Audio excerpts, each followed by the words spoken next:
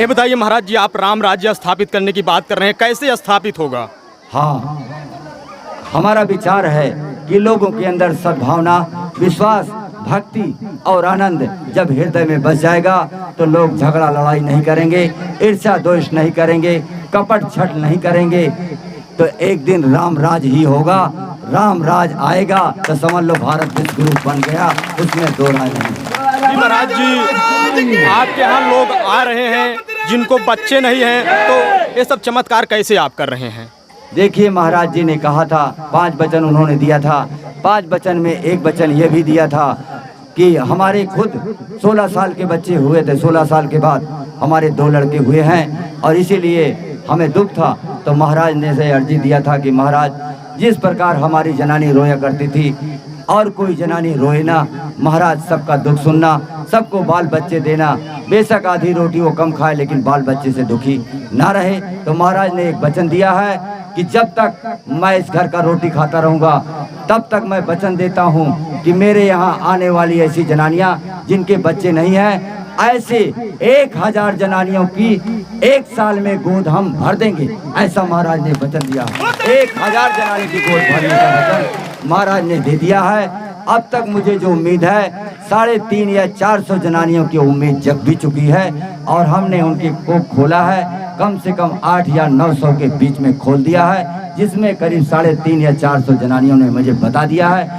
कि महाराज उम्मीद जग चुकी है, नारायण की कृपा हो गई है। नमस्कार, आप देख रहे हैं न्यूज टॉप भारत, अमित शुक्ला के साथ। इस समय मैं प्रतापगढ़ जिले के पूरे पुनीत में मौजूद हूं। महाराज जी से बात करने का प्रयास करेंगे। बहुत बहुत स्वागत है महाराज जी आपका न्यूज टॉप भारत में। आपका भी बहुत बहुत स्वागत है, आपको धन्यवाद है। महाराज जी, ये बताइए, बारिश में भी इतनी भारी संख्या में श्रद्धालु आपके यहाँ आए हुए हैं, कैसे आप कल्याण कर रहे हैं? बारिश हो चाहे पाथर पड़े, जिसकी श्रद्धा है वो जाएगा ही भाई। हम घुसननाथ बाबा के यहाँ गए थे और जल चढ़ा के आए हैं और कह के आए हैं कि जितना जत्री भेजा हो भेजना हो भोजो, और आपकी दया है, आपकी कृपा से सब जय जयकार हो रही है, होती रहेगी।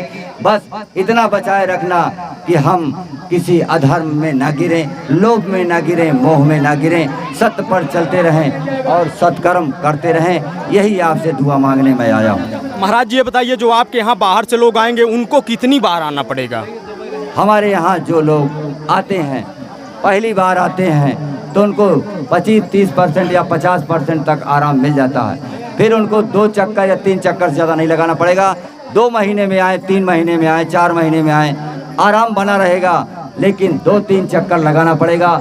ज़्यादा 4 या 3 के बीच में, उससे ज़्यादा नहीं आना पड़ेगा। आएंगे, एक दिन शाम को आए तो एक दिन दोनों टाइम हाजी लगाएं और चले जाएं, उनको आराम मिलता जाएगा। कुछ ना करने की ज़रूरत है, ना कुछ देने की ज़रूरत है। उनकी इच्छा होगी तो भंडारा चलता रहता है, उसी में 10-5 ब्राह्मण का भोजन करवाना चाहें तो करवा दें, नहीं करवाना चाहें तो जाएं, कोई वो नहीं है। आशीर्वाद हमारा उनके साथ में। ये बताइए महाराज जी, आपके यहाँ जो बाहर से लोग आएंगे उनके रहने की, खाने की क्या व्यवस्था होगी? हाँ, उनके रहने और जो लोग बाहर से आएंगे उनको रहने और खाने की व्यवस्था का इंतजाम किया जा रहा है। हमने एक गौशाला है, वहाँ पर हमने इंतजाम कर रखा है कि जो लोग बाहर से आएंगे वहीं गाड़ी खड़ी करेंगे और वहाँ पर छावनी जैसे तब्दील किया जा रहा है। लोग वहाँ भी रहेंगे, नहाने और सब चीज़ की व्यवस्था वहाँ होगी। और लोगों से मैं कह रहा हूँ कि कमरे बनवाओ, किराए पर दीजिए, उचित रेट लीजिए, यात्रियों को दुख ना हो।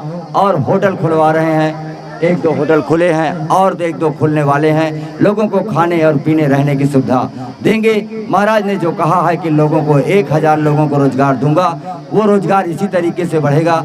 लोग कमरे बनवाएंगे और उसमें यात्रियों को रहने की शरण देंगे और दूसरा होटल खोलेंगे, 4 पैसा कमाएंगे भी और लोगों को आहार देंगे। ये बताइए महाराज जी, आप राम राज्य स्थापित करने की बात कर रहे हैं, कैसे स्थापित होगा?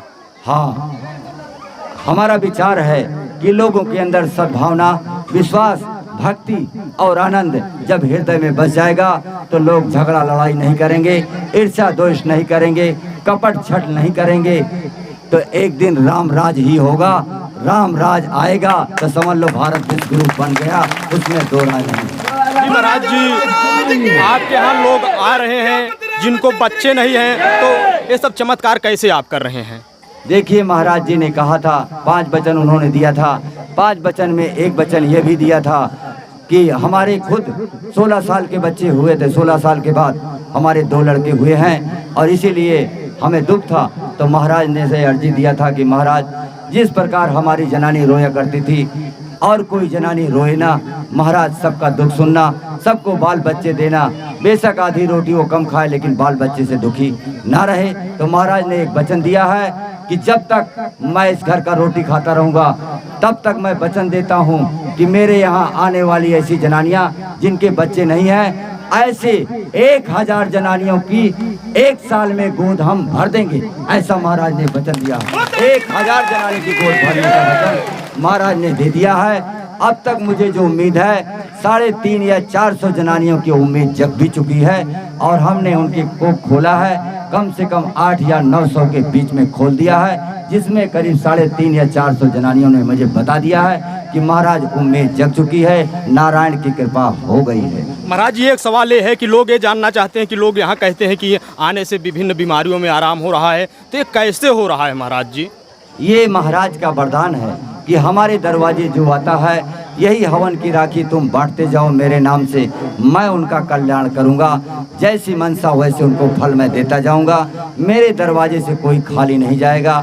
अगर अधिक विश्वास है तो कम दिन में, कम विश्वास है तो थोड़ा 4 दिन बाद सही, लेकिन कोई खाली नहीं जाएगा। ये महाराज जी, अभी आपने कहा था कि अभी महाराज जी की 2 ही पूजा हुई है, 5 पूजा होगी, तो ये क्या है, कैसे 2 पूजा हुई है? दीपावली को पूजा इनकी होती है।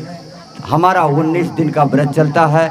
कुवार की पूर्णवासी से लेकर दीपावली तक 19 दिन का उपवास रहता है और दीपावली, परुआ और दूज 3 दिन जो है महाराज की महापूजा होती है, जिसमें महाराज को भोजन मैं ही बनाता हूं और मेरे ही हाथ से भोजन करते हैं। और मैं उस समय निर्जला व्रत रखता हूं 3 दिन।